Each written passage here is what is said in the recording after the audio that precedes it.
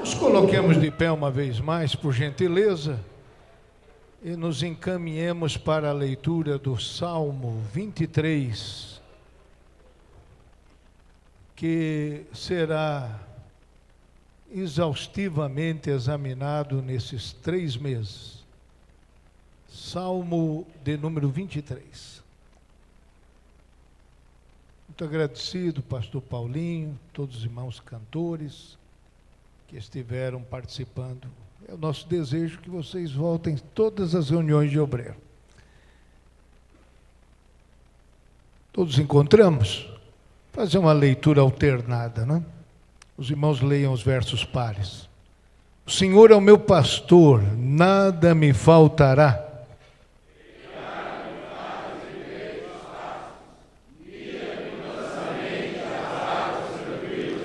Refrigera a minha alma, guia-me pelas veredas da justiça, por amor do seu nome.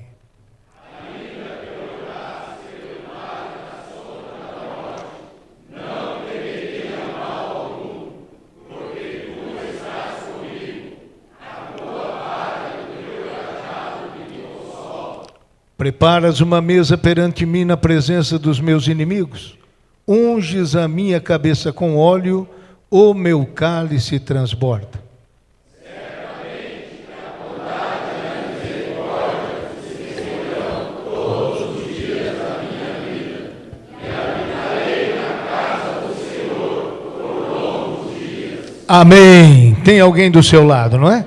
Vamos orar uns pelos outros. Bondoso Deus, que hora maravilhosa é essa, que momento tão especial, quando nos encontramos em Tua casa, na casa do Senhor, com o povo do Senhor, buscando a palavra, a presença do Senhor. Abençoe estes obreiros, estas famílias, estes líderes, estes auxiliares, dirigentes, todo o corpo, ó Deus querido, que atua nesta Assembleia de Deus Ministério Belém, sediada em Pindamonhangaba, cuida da vida pessoal, familiar, profissional, espiritual, ministerial de cada um. Responde às suas orações, à súplica dos teus servos. Ó Deus, Tu és o nosso Deus. Aceita, te pedimos esta oração em nome de Jesus. Amém. Queiram tomar seus lugares. Peço gentilmente aos irmãos que no final não se retirem, para que os irmãos participem da ceia, para que vocês sejam solidários com eles e tenhamos este cuidado uns dos outros. O Salmo 23, antes de falar do Salmo, porque ele inicia com: o Senhor é o meu pastor, nada me faltará. Saibam os irmãos que temos o aplicativo Bíblia e nele está já, você encontra todo esse material, não somente o texto básico, como para adolescentes e jovens, para crianças, para profissionais. Então, em diversas formas de comunicação, o mesmo conteúdo. Então, os irmãos têm este texto e ele apresentará, nesses 3 meses, 13 maneiras ou 13 respostas de Deus para medos que assaltam a nossa vida. A vida do obreiro, a vida do homem, da mulher, do jovem. Então, o nosso cotidiano, ele apresenta para nós a indesejável situação de medo. E nós vamos observar, pelo menos esses 13 medos, que são 13 semanas estudando este assunto. Hoje, vamos ter um panorama geral, bem abreviado, o mais breve possível. E antes de, então, introduzir este assunto, nós temos que considerar que se o Senhor é o pastor, e se esse texto está se referindo a ovelhas. Quantas ovelhas do Senhor tem aqui? Amém? Somos ovelhas, todos nós somos ovelhas. Os obreiros, pastores, auxiliares, os novos crentes, todos somos ovelhas. E uma ovelha, ela deve se deixar cuidar e pastorear. Características de ovelha, não é? O pastor vai buscar a ovelha perdida porque ela não consegue retornar, ela precisa ser buscada. É uma característica de ovelha. Só retorna se for buscada. A ovelha não consegue se mover, nem para se salvar, em qualquer situação de calamidade. A ovelha não tem garra e não dá coices. Algumas dão, mas a maioria das ovelhas não tem garra e não dão coices. Amém, meus irmãos? Outra coisa, os cavalos e bois precisam ser impelidos, mas as ovelhas seguem o pastor.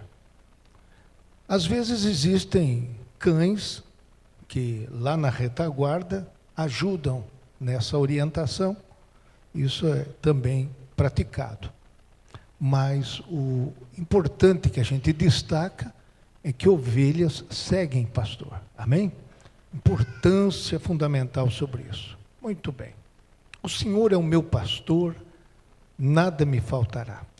Essas duas frases. A primeira, vamos com esta afirmação afastar um medo. O primeiro medo que vamos destacar aqui é de que tratamos com um Deus que é ausente, que não atua quando vê as nossas dificuldades. É um medo que se instala na vida quando passamos sérias dificuldades, desafios. Temos a tendência de pensar neste Deus como um observador que está vendo à distância. Não se incomoda, não se posiciona, porque as coisas estão, não é, saindo fora do controle. Mas não é assim o nosso Senhor. Amém, irmãos? Então, o nosso Senhor pode perfeitamente afastar esse medo da sua vida, nesse momento que você enfrenta desafios. Quais desafios podem ser citados aqui? Você tem um projeto de vida, um projeto na igreja, um projeto na família, mas isso não está avançando, não está desenvolvendo. Você pode ter pessoas que imaginava você seriam da sua equipe de trabalho, engajadas, atuantes, mas olha o que está acontecendo. Não estão engajados, não estão atuantes. Às vezes estão até remando contra, e esta é uma dificuldade. E aí vem essa dúvida: cadê o meu pastor? O Senhor é o meu pastor. Uma outra coisa que pode abalar muito a sua confiança nesse pastor é que orações estão sendo feitas e não estão sendo atendidas. E aí se segue essa lista, não é? Muito grande, de possibilidades que são desafiadoras e que levam a gente a ter medo. Acho que as coisas não vão ficar bem, não é? Então, primeira consideração que nós devemos ter é que, se visivelmente a gente não está vendo essa atuação de Deus, Ele pode perfeitamente estar atuando sim, e a gente não está vendo. Se é recurso, Ele está preparando o recurso que vai chegar. Se são pessoas que vão te ajudar, Ele pode já estar preparando pessoas para te ajudar. Então, o que cabe a cada um de nós é não desesperar, é continuar confiando, porque o Senhor é o meu pastor. Amém, meus irmãos? Ponha isso na sua mente. Nada me faltará. Aí é um outro medo. Se o primeiro medo é o medo de que temos um Deus ausente, inativo, o segundo medo é que nós temos o medo de não ter o que é suficiente. Não é? Não teremos o que precisa, não teremos o que é necessário. Muito bem. Como é que a gente lida com isso? Porque a falta de recurso gera ansiedade. não é? E isso, às vezes, se combina com falta de voluntários. Pensando agora em termos de congregação, não é? A falta de recursos somada à falta de um voluntário. Eu precisaria ter alguém para isto, para aquilo outro, não é? Estou me sentindo só. Então, o Senhor é o meu pastor, nada me faltará. Nem ninguém, bendito seja o nome do Senhor. Agora, quando a gente lê esta expressão, nada me faltará, não significa que você vai ter tudo o que quer. Não significa isso. Mas significa que você não terá necessidade, ainda que não tiver tudo. Amém, meus irmãos? Isso é importante. Você não terá tudo o que quer, mas não sentirá necessidade. Você expressará, nada me faltará, porque tudo que for necessário virá para as suas mãos. Você confia nisso? Então, a palavra final a respeito deste encerramento do verso 1 é de que o que marca a pessoa do nosso Deus é suficiência, não é? Abundância. É isso que nós podemos esperar do nosso Deus. Então, se você pensar pequeno sobre um Deus tão grande, você não vai ver os resultados que deseja, que precisa. Mas se você pensar e pedir a Deus que dê amplidão de entendimento, não é? E enxergar os feitos de Deus que estão só começando. Diga para esse irmão, Deus está só começando. Você vai ver coisas prodigiosas e maravilhosas. Amém, meus irmãos? Temos que acreditar nisso. É um pequeno começo que você está assistindo hoje, mas isso vai ficar grande, vai ficar maravilhoso. Você vai ter história para contar. Bendito seja o nome do Senhor. Amém, meus irmãos? O segundo verso, estou sendo bem rápido. Deitar-me fazem verdes pastos, guia-me mansamente a águas tranquilas. O terceiro medo que vem agora aqui é o medo de não ser bom o bastante. O que quer dizer isso? Quer dizer que você pode passar por esse receio de que não é uma pessoa adequada, uma pessoa suficiente, que você até se sente esgotado para o que anda fazendo e necessita realizar. Você está estacionado nesta situação. Não se considera bom o bastante para o que está sendo desafiado. Este é um sentimento que pode assaltar a você. Mas nessa noite, nós temos que entender que isso é um fato, que a humanidade vai se desenvolvendo, e os crentes de hoje não são os crentes de anos atrás. São informados, não é? Eles têm demandas diferentes, procuram soluções diferentes, não é? São pessoas que desejam ver desenvolvimento. E nós, às vezes, podemos nos sentir incapacitados para isso. Porém, qual é a recomendação aqui no início do verso 2? Que o pastor que a gente tem, ele faz a gente deitar em pastos, em verdes pastos. E para uma ovelha se deitar, algumas condições precisam ser realizadas. A ovelha não vai deitando de qualquer forma. Se a ovelha tiver medo, ela não deita. Se a ovelha estiver brigando uma com a outra, ela não deita. Se a ovelha tiver moscas, insetos incomodando, ela não deita. E se ela tiver fome, ela não deita. E a gente é assim, parecido com isso. Então, se as ovelhas estiverem passando essas dificuldades, essas lutas, pode ter certeza que não acontece esse deitar. Quando esse deitar acontece, vai acontecer o quê?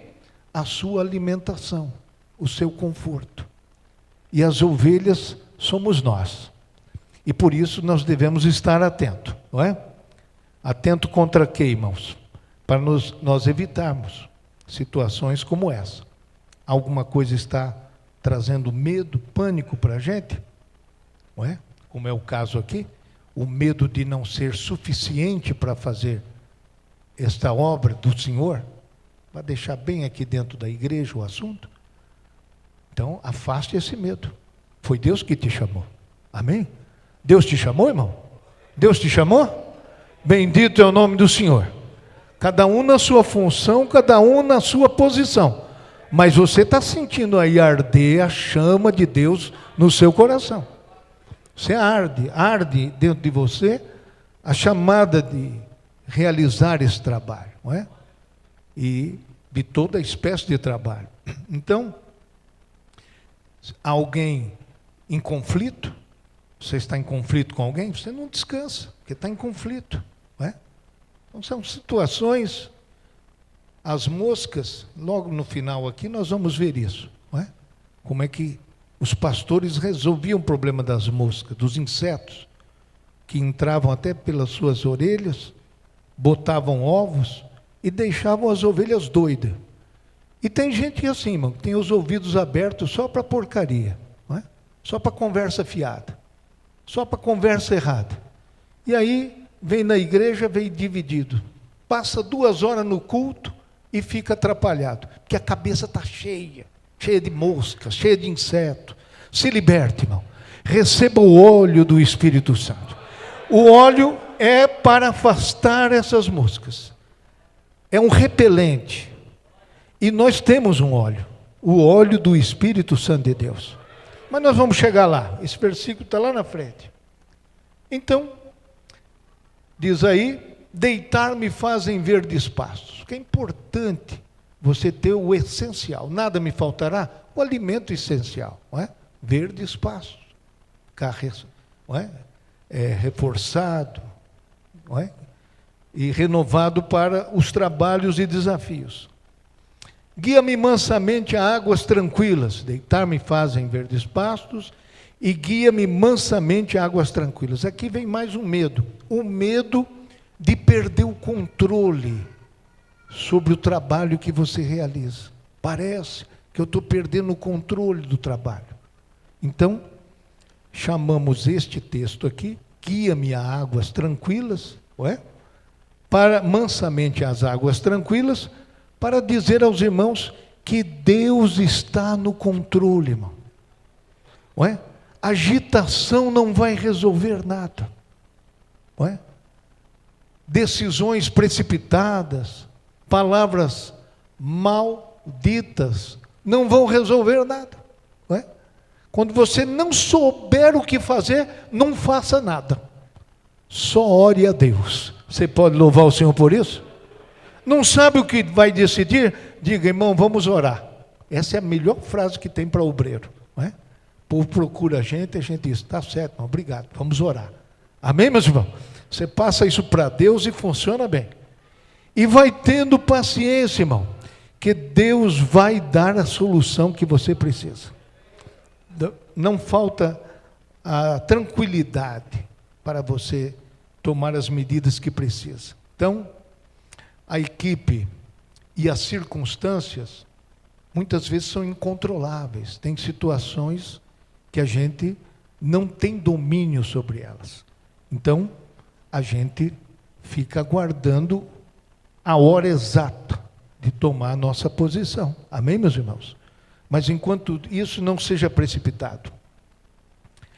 Então, nós devemos, para realmente estarmos diante dessa tranquilidade necessária, buscar a direção de Deus através de orar e da própria Bíblia Sagrada.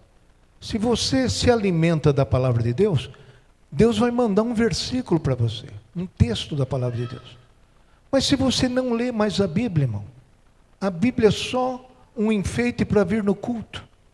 Ou às vezes é uma proteção que você abriu no Salmo 91 e deixou na estante, não é? Já está até meio empoeirado o Salmo 91, não é? Você deixou ali o Salmo 91 para defender suas causas. Não, meu prezado irmão. Você tem que pôr esse salmo dentro do seu coração. A palavra de Deus dentro do seu coração. A palavra de Cristo habita em vós abundantemente, ensinando-vos e admoestando-vos com salmos, hinos e cânticos espirituais, cantando ao Senhor com graça em vosso coração. Colossenses 3:16. Então, você se alimenta da palavra de Deus, Deus vai fazer você lembrar na hora exata de um texto. Você está orando, está lendo a palavra de Deus, então Deus está levando você para águas tranquilas. Quantos agradecem pelas águas tranquilas? Amém, meus irmãos? De vez em quando você pode até ficar furioso, não é? Irado, não é? Irai-vos, mas não pequeis, não é? Então, temos que ter essa combinação da palavra de Deus. Mas tem mais medo aí para ser combatido pelo Salmo 23. O Salmo 23, verso 3 diz: refrigera minha alma, guia-me pelas veredas da justiça por amor do seu nome. Duas expressões maravilhosas aí no verso 3. Refrigera a minha alma. Então aqui é o medo de ser infeliz, não é? Tem gente que tem esse medo. De vez em quando bate uma infelicidade, não é? Essa infelicidade pode criar uma escalada crescente, pode conduzir você à própria depressão. Então você precisa se vacinar, não é? Com essa dificuldade, contra essa dificuldade. O medo de ser feliz pode conduzir o crente ao desânimo, não é? E aí ele para de vez e não atua mais. E é tão certo que Jesus disse em João 13, irmão: se sabeis essas coisas, felizes sois se as fizerdes. O ato de saber, quando se transforma em um ato realizado, transmite felicidade, realização, satisfação. Isto é a palavra de Deus para a nossa vida. Se você for examinar com bastante honestidade, em algum ponto da sua vida espiritual ou ministerial, você já está sabendo muito, mas está praticando pouco. E essa diferença entre o que você sabe e o que você faz é o tamanho da sua infelicidade. Saiba bastante, mas pratique igualmente aquilo que sabe. Não entramos na igreja para ser os que mais sabem. Entramos na igreja para não somente saber, mas fazer. Felizes são os que praticam. Amém, meus irmãos? Temos curso teológico hoje, temos acesso a diversas formas de tradução bíblica, não é? Mas algumas pessoas fazem disso somente um arsenal para debates. Não, nós devemos aproveitar, crescer na graça e no conhecimento de nosso Senhor Jesus Cristo. E assim, vamos desenvolvendo e vamos realizando a obra de Deus com felicidade, não é? Ser feliz, estar na obra de Deus, na casa de Deus, feliz. Diga para esse irmão aí, seja feliz, meu irmão, seja feliz na obra de Deus. Não carregue a sua vida espiritual e ministerial como um fardo de amargura, de tristeza. Encontre o irmão e seja feliz. Paz do Senhor, meu irmão. Não é verdade, irmãos? Ficará mais leve, mais fácil. Bendito seja o nome do Senhor. Refrigera minha alma, guia-me pelas veredas da justiça, por amor do seu nome. Aí vem outro medo, o medo de ser injustiçado, de ser caluniado, de ser mal comentado. O medo da injustiça realmente de vez em quando vem sobre nossas vidas. Por isso diz: guia-me pelas veredas da justiça por amor do seu nome. Veja, que é por amor do nome de Deus. Deus zela pelo nome dele. Não é pelos bens, benefícios que você faz. Não é pelo seu merecimento. Deus nos guia, não é? Pelas veredas da justiça por amor do seu nome. Ele quer defender seu nome, sua honra, sua palavra. E então, pode ter situações em que você errou, tropeçou, e pode ter situações que o povo está falando de uma coisa que você não fez. É uma injustiça. Agora, como é que nós devemos nos comportar para vencer este medo de ser injustiçado, não é? Então nós devemos entender primeiramente que toda honra Deus quer dar a cada um de nós. Minha é a vingança, diz o Senhor, e eu recompensarei.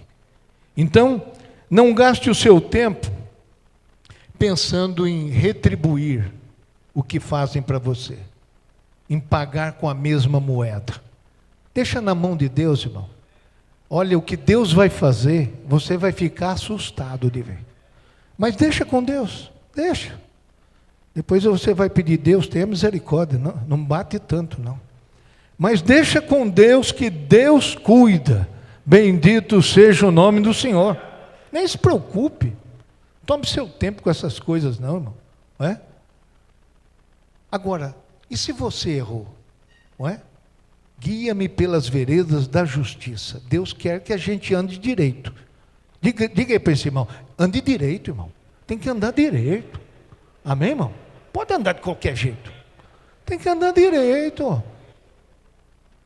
Aí, alguns têm as seguintes alternativas. Quando eles erram. Eles sabem que errou. Primeira alternativa, ele diz assim, olha, não errei não. Não errei não. Ele faz de conta que não errou. É um jeito. Mas não vai resolver a culpa. A culpa está lá, meu irmão. A culpa não sai enquanto você não resolver direito. Então, primeira providência que alguns tomam é negar a culpa e fazer de conta que não errou. A segunda possibilidade é, ele vai fazer a culpa ficar pequena. Ele minimiza a culpa. Ele diz, olha, eu até errei, mas é um errinho de nada, um errinho besta, pequeno. Pequeno errinho que eu tive, não é? Aí ele minimiza o erro. Pode até você diminuir o seu erro, mas a culpa está aí ainda, não resolveu. A terceira possibilidade, você pode negociar sobre a culpa. Você vai dizer assim, todo mundo está errando isso, por que eu não posso errar? Não é verdade? Aí você faz uma negociação. Você se defende apontando para o erro dos outros. A quarta possibilidade é você dizer, os tempos são outros. Antigamente isso era errado, agora não é. E aí você vai atualizando a sua maneira de encarar a culpa. Então, seja uma coisa ou outra, nenhuma dessas soluções resolve a culpa. O que resolve a culpa é aquele que confessa e deixa, alcançará misericórdia. Você pode glorificar a Deus por isso? Tem o salmo que diz, enquanto eu me calei, eu sofri. Não é? Em não reconhecer o meu pecado. Você vai ficando quietinho aí, escondendo o seu erro, o que vai acontecer? Você vai ficando doente. Doente. Então, irmão, antes de você ir para a farmácia, irmão, dá uma confissãozinha para Deus, Senhor, me perdoa. Nem precisa mais remédio. Você está novo em folha. Bendito e glorificado seja o nome de Jesus. E repara quem você precisou reparar, né? Se você falou uma bobagem grande para sua esposa, não adianta, oh Deus, perdoa que eu falei demais para minha esposa. Tem que falar com ela também. Vai lá conversar, não é? Falou que não devia para o dirigente, não é? Não adianta só pedir perdão para Deus, vem acertar com ele, não é? Com o pastor da igreja, então nem se fala, não vou nem entrar na lista. Então, você tem que conversar, meu irmão, não pode deixar isso assim, não é? Não pensa que vai passar com o tempo. Isso tem, né? 5 anos devendo, a dívida vai embora. Não sei se ainda está funcionando assim. Quem está devendo aí mais de 5 anos? Ah, desculpa. Então, eu sei que com mais de 5 anos devendo, você não precisa nem fazer nada. É isso, doutor? A dívida vai embora. Mas você pensa que vai embora assim? Não, meu querido, não vai. Deus tem um registro que o Serasa nem sonha como é. Nem sonha. Um registro perfeito, extraordinário. Então, é assim que a gente resolve o medo de ser injustiçado ou o medo, não é, de não resolver a sua culpa. O pastor, ele nos conduz em caminhos retos e ele deseja honrar o seu próprio nome. Verso 4. Ainda que eu andasse pelo vale da sombra da morte, não temeria mal algum, porque tu estás comigo, a tua vara e o teu cajado me consolam. Essa primeira frase, ainda que eu andasse pelo vale da sombra da morte, ela oculta um outro medo, o medo de uma dor insuportável, não é? Um medo de sofrer uma dor insuportável. E tem dores que são mesmo dificílimas, né? A dor do luto, não é? Como é difícil de lidar com isso. A dor das perdas, não é? A dor das traições. Meu Deus, é uma coisa terrível, não é? Você até pode tentar lutar para reaver a confiança, mas não é fácil. Então, tem que pedir muita graça a Deus. E Deus dá graça. Amém, meus irmãos? Então, são situações comuns e indesejáveis que vêm atrapalhar e lança sobre nós uma sombra. Mas é só uma sombra. Você tem que pensar desse jeito. Ainda que eu andasse pelo vale da sombra da morte. O que a gente aprende aqui é que mesmo você, sendo ovelha do Senhor, vai passar por situações difíceis. Diga aí para o irmão, vai passar. Vai. Não pensa que você é crente e vai escapar, não. Tem situações difíceis, não é? Mas ainda que, não está dizendo se eu andar, está dizendo ainda que, a possibilidade de andar é presente. Ainda que eu andasse pelo vale da sombra da morte. Então, essas perdas, essas situações são indesejáveis, mas são rotineiras, viu, irmão? Então, outra coisa importante é que quando ele declara isso, ele reconhece a presença de Deus. Você vai andar no vale da sombra da morte, mas não vai sozinho. Não vai sozinho. Deus está ali, o pastor está ali conduzindo as suas ovelhas. Bendito e glorificado seja o nome do Senhor. Então, a gente tem que andar nos caminhos que Deus determina, mesmo que pareçam intransitáveis, irmãos. Então, conte com a presença e a providência de Deus. Não temeria mal algum, porque estás comigo, a tua vara e o teu cajado me consolam. Rapidamente dizendo, dois instrumentos dos pastores, não é? A vara e o cajado. E eles, nas suas atividades, os pastores usavam para proteger as ovelhas e para conduzir as ovelhas, para levantar as ovelhas. Assim tinha o cajado, uma extremidade arredondada para levantar a ovelha caída, não é? E para ir conduzindo aquela ovelha. E a sua vara para enfrentar os animais predadores. Então são situações que os pastores têm. Quanto mais o nosso pastor. O Senhor é o meu pastor. Ele tem uma vara e tem um cajado maravilhoso. De vez em quando você sente que está sendo levantado, está caído, mas aí está sendo incomodado. Por sonho, por uma mensagem, por um acontecimento, por uma tragédia talvez. Vem a voz de Deus e diz, levanta meu filho, volta para o caminho, volta para a estrada, volta para aquilo que eu te chamei. Bendito e glorificado é o nome do Senhor. Você pode até ver a sombra, irmão, mas o Senhor está com você com toda a proteção e pronto para também corrigir se for necessário. Importante que quando você estiver no vale da sombra da morte, tem que entender que o Senhor está sempre perto de você. Amém, meus irmãos? Este vale, ele é geograficamente, pode ser considerado como um estreito entre dois grandes paredões. E ali, naquele caminho lá embaixo, fácil para a ação dos predadores ser atacados os animais, não é? Verso 5, terminando. Preparas uma mesa perante mim na presença dos meus inimigos, unges a minha cabeça com óleo e o meu cálice transborda. Então, nós já vimos agora há pouco como Deus, em toda a extensão aqui deste Salmo 23, você vê as coisas que o pastor faz. O Senhor é o meu pastor, nada me faltará, deitar-me faz. Você está ouvindo aí o que Deus faz, não é? Você vai ver só no final deste salmo o que eu tenho que fazer. Mas até aqui é o que Deus faz. Preparas uma mesa perante mim na presença dos meus inimigos. Aqui é um medo das ameaças.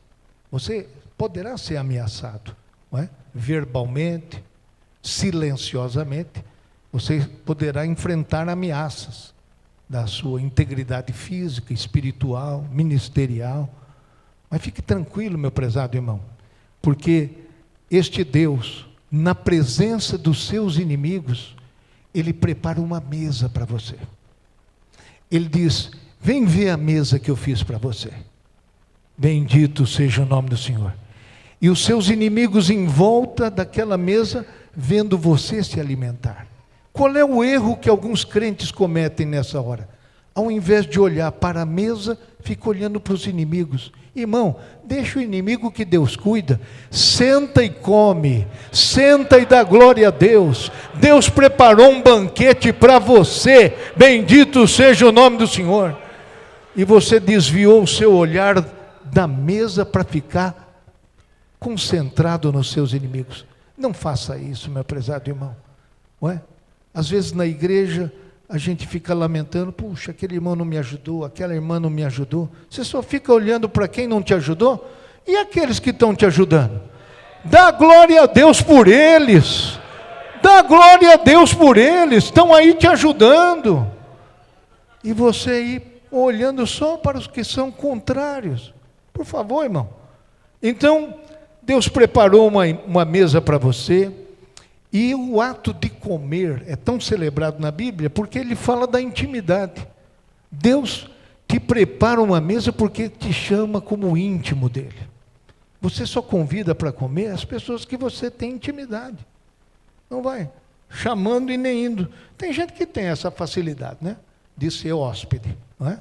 Ele está sempre se convidando. Ô, irmão, estou pensando em ir lá na sua casa esse domingo, o que é que você acha? Aí no domingo que vem: ô, meu irmão, eu já fui domingo na casa do Zé, agora eu quero ir na casa do João. Então, tem esse dom, é um dom, né? É um dom. Unges a minha cabeça com óleo, e aquele óleo que falei agora há pouco para vocês, que é esse repelente que os pastores faziam questão de colocar em suas ovelhas, para elas ficarem sossegadas, não é?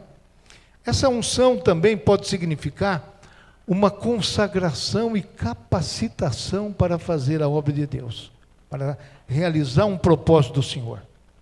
Coisa importante nesse ponto: não permita que a rotina e o cansaço façam você desistir da obra do Senhor nosso Deus. Amém, meus irmãos? Deus pode encher a sua vida de bondade. Preparas uma mesa perante os meus inimigos, unges a minha cabeça com óleo e o meu cálice transborda. Quando nós lemos isso, nós lemos que quando Deus unge a nossa cabeça com óleo, o medo que muitas vezes temos de uma vida sem significado. Você tem significado, não é? A sua vida tem sentido, tem propósito. E o meu cálice transborda, afasta um outro medo.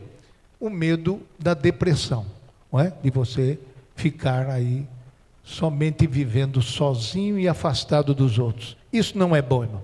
Quando a gente está nos momentos mais sombrios da nossa vida, a gente deve estar junto com os nossos irmãos. Bendito é o nome do Senhor. O verso 6, para terminar: certamente que a bondade e a misericórdia me seguirão todos os dias da minha vida, e habitarei na casa do Senhor por longos dias. Duas qualidades extraordinárias: a bondade e a misericórdia. A bondade é para todos. A bondade é para todos. O Deus manda o sol e a chuva para todos. Não disse assim Jesus? Mas a misericórdia é para os filhos. Deus tem misericórdia dos filhos. Deus exerce misericórdia para com aqueles que são os filhos dele. Todos merecem a bondade, não merecem, mas recebem a bondade de Deus.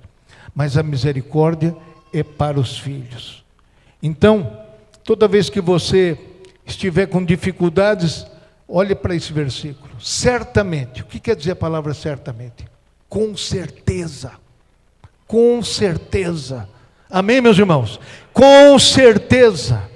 A bondade e a misericórdia me seguirão todos os dias da minha vida. Bendito seja o nome do Senhor. E aí, no final do Salmo, é a coisa que ele deseja fazer. Até aqui, foi Deus que foi fazendo, e ele então toma uma decisão. No final do Salmo: habitarei na casa do Senhor por longos dias.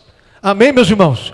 Diante de um Deus tão maravilhoso, tão pródigo em abençoar a nossa vida, a nossa decisão tem que ser essa: habitar na casa do Senhor por longos dias. Quer dizer, eternamente.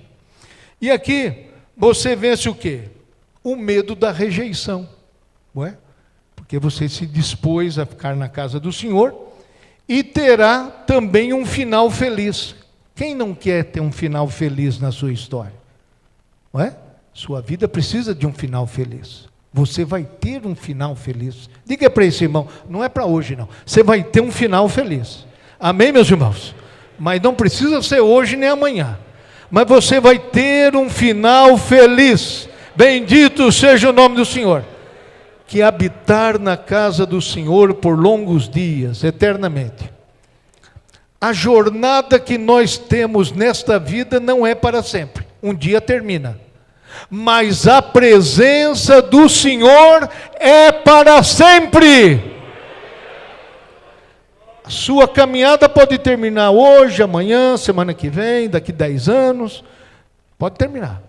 Mas a presença do Senhor, na casa do Senhor, junto a Deus no céu, será para sempre, para sempre e para sempre.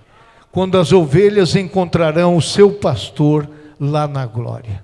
Quantos agradecem ao Senhor por isso? Amém, meus irmãos? Esperamos que os irmãos, durante esse trimestre, explorem bem estes assuntos, não é? Desenvolvam este material nas suas congregações.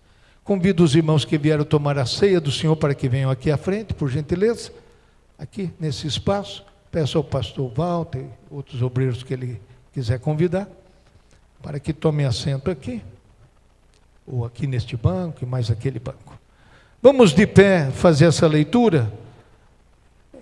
Agradeço a solidariedade de todos que permanecerem aí mais 5, 6 minutos, é o tempo que levo para esta celebração. 1 Coríntios 11, 23. Podem ocupar bancos aqui também, se for o caso. Os que vão tomar ceia, esses primeiros aqui. Né? Porque eu recebi do Senhor o que também vos ensinei, que o Senhor Jesus, na noite em que foi traído, tomou o pão, e tendo dado graças, o partiu e disse: tomai e comei, isto é meu corpo, que é partido por vós, fazei isso em memória de mim. Amém. Vamos agradecer pelo pão.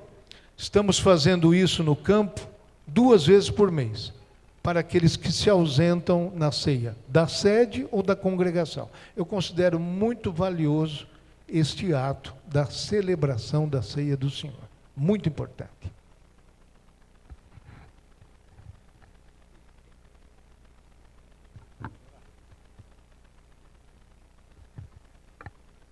Oremos.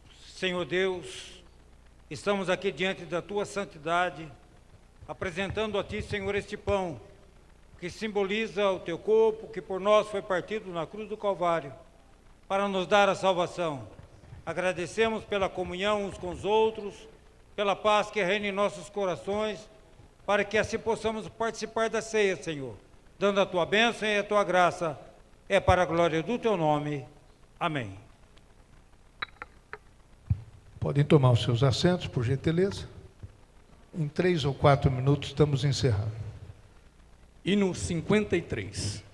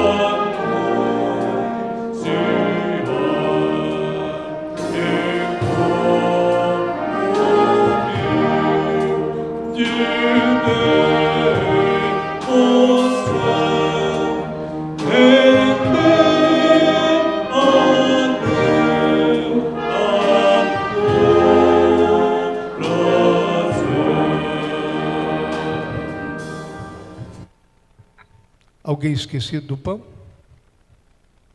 Nos coloquemos de pé para agradecer pelo cálice, por gentileza. Semelhantemente, também depois de cear, tomou o cálice, dizendo: este cálice é o novo testamento no meu sangue.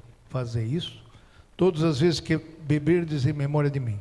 Porque todas as vezes que comerdes este pão e beberdes este cálice, anunciais a morte do Senhor até que venha. Senhor, apresentamos a ti este cálice, que simboliza o teu sangue, que por nós foi derramado na cruz do Calvário, para nos dar a salvação. Te agradecemos aqui por este momento, em comunhão com os céus e uns com os outros, Senhor, participando assim desta ceia. Dá-nos a tua graça e a tua bênção, é para a glória do teu nome. Amém. Queiram assentar. Hino 29.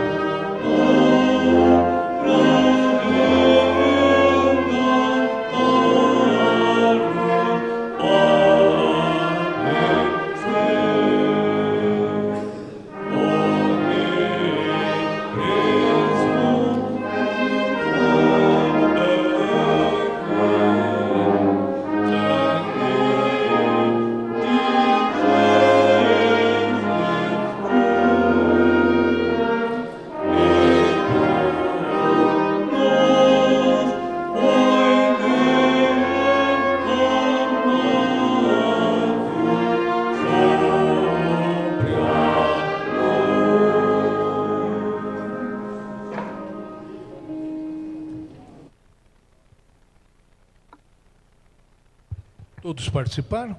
Nos coloquemos de pé para agradecer ao nosso Deus, que mais uma vez nos reuniu. Agradecemos aos irmãos, aos obreiros, e que a obra do Senhor prossiga assim, crescendo e sendo abençoada. Senhor da igreja, despede os teus filhos na tua paz, abençoe grandemente a cada um, cada família, cada dirigente, cada auxiliar, cada novo convertido. Nosso Deus, que a tua boa obra, Senhor, seja realizada no Espírito Santo, na palavra de Deus. Nosso Pai, em comunhão, em oração, em união. Nosso Deus, abençoe os trabalhos anunciados, a evangelização, os congressos, os ensaios, tua obra, Senhor. Assim pedimos, e assim agradecemos em nome de Jesus. A graça de nosso Senhor Jesus, o amor de Deus e a comunhão do Espírito Santo seja com todos, hoje e para sempre. Todos digamos amém. Deus a todos abençoe.